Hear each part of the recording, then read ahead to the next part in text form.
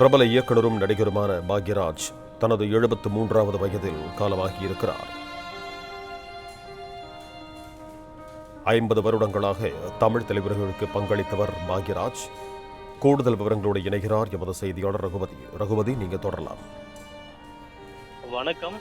K. Bhagyaraj Tamil திரையுலகின் மிகச்சிறந்த திரைக்கதை ஆசிரியர்களில் ஒருவராகவும் இயக்குனர், நடிகர், தயாரிப்பாளர், வசனகர்த்தா என பன்முக திறமையுடன் தமிழ் சினிமாவில் விளங்கி வந்தவர்.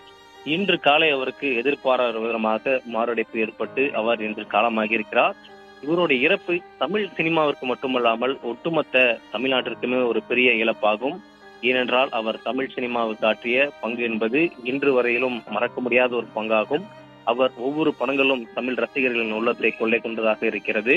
அவருடைய இறப்பிற்கு தற்பொழுது தமிழ் திரையுலகினர் மற்றும் அரசியல் கட்சி தலைவர்களும் தற்பொழுது இரங்கல் தெரிவித்து வருகிறார்கள். அந்த வகையில் தமிழ்நாடு முதலமைச்சர் அவர்கள் பாக்யராஜின் அவருடைய இறுதி ஊர்வலத்திற்கு அரசு மரியாதையுடன் நல்லடக்கம் செய்யப்படும் என்று சொல்லப்பட்டிருக்கிறது. அதேபோல் தொடர்ந்து அரசியல் கட்சி தலைவர்கள் அவருடைய உடலுக்கு அஞ்சலி செலுத்தி வருகிறார்கள். தமிழ் சினிமாவில் அவர் ஆற்றிய பங்கு என்பது இன்று வரையும் யாராலும் மறக்க முடியாத ஒன்றாக இருக்கிறது.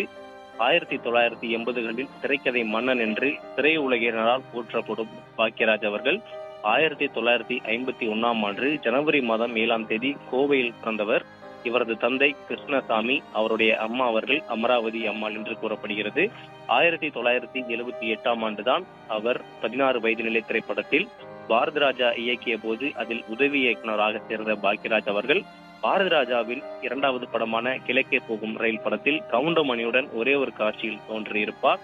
பாரதி ராஜாவின் 3வது படம் சிகப்பு ரோஜாக்கள் திரைப்படத்தில் 2 காட்சிகள் நடித்தவர்.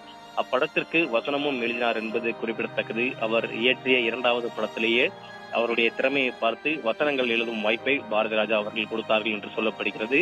அதனைத் தொடர்ந்து தனது 4வது படமான புதிய வார்ப்புகள் படத்தில் பாக்யராஜை கதாநாயகனாக அறிமுகம் செய்தார் பாரதி ராஜா. இப்படி ஒவ்வொரு படத்திலேயுமே தன்னுடைய திறமையை அவர் வெளிக்கொண்டே வந்ததால் அவருடைய இந்த திரைப்பட பயணியில் அவருடைய வளர்ச்சி என்பது மிக முக்கியமாக பார்க்கப்படுகிறது.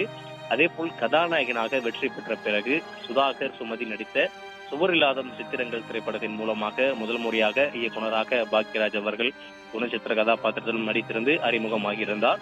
பாக்யராஜை இயக்குநராக அறிமுகப்படுத்தியவர் பிரபல தயாரிப்பாளர் KRG அவர்களின் சகோதரர் கோபிநாத் என்றும் அவர்களால் சொல்லப்படுகிறது.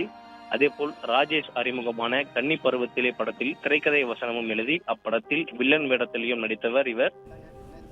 பிளே ஸ்டோர் மற்றும் ஆப் ஸ்டோரில் இருந்து பாலிமர் செயலியை QR கோடு மூலம் பதிவிறக்கம் செய்யுங்கள். செய்திகளை உடனுக்குடன் பெறுங்கள்.